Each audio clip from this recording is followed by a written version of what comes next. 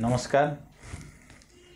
आज आम डिस्कसन करवा आम घरे वास्तु हिसाब से कौ जगार आम टॉयलेट शौचालय कर टॉयलेट हूँ डिस्पोजल एक्टिविटी। जो टॉयलेट जो से दिगर गुणधर्म को टॉयलेट खराब करे। मन करा जाऊ उत्तर दिगरे टॉयलेट रहिला जेमिति आम पूर्व भिडियो डिस्कसन करचंती।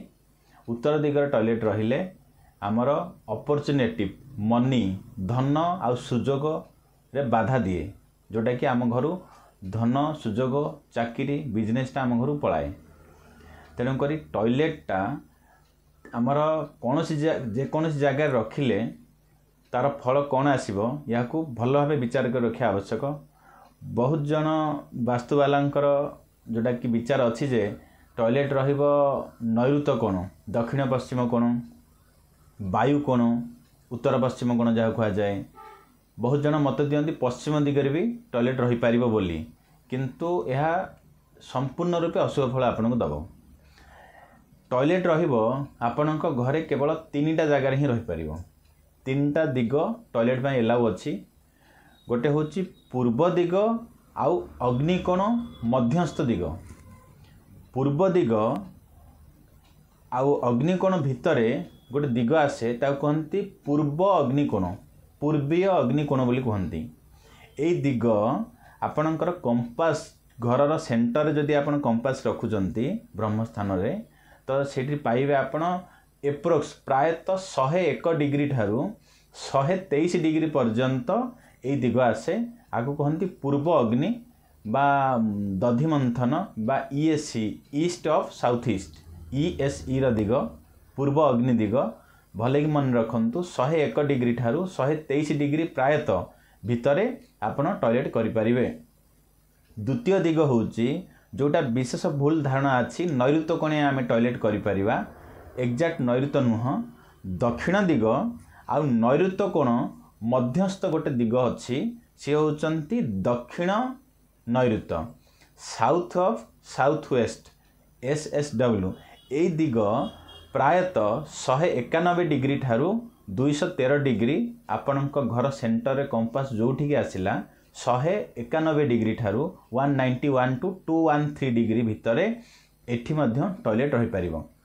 किंतु जो माने एक्टर जो माने जोटा कि अभिनय करती एक्टिंग करती बा जो मानकर प्रोफेशन केवल यही दिग थाए तो सेमानक पई ए दिगरा टिके मना थाए।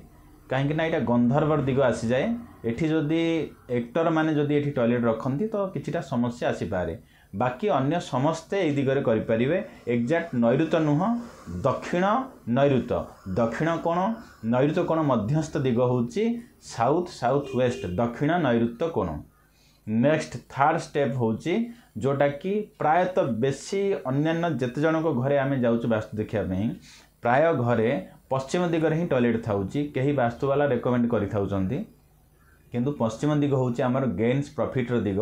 पश्चिम जदि आपण टॉयलेट रखुचंती निश्चित रूपे घर आपणकर आर्थिक अभाव, घर को इनकम प्रॉफिट ए सब जिनस आम घर चली जीवो, अशांति भोग हबो।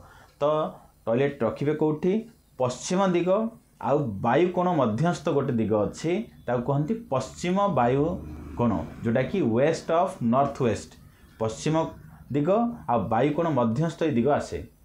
जोटा कि पूर्व काल रे थिला शोक गृह थिला, जोठी कि रोदन गृह शोक गृह थिला। से जगार यार डिग्री प्रायतः आसीबो 281 डिग्री ठारू 303 डिग्री मध्यस्थ कंपास रो जोठी आपणक घर सेंटर रखी देखिए से जगार टॉयलेट रही पारिबो।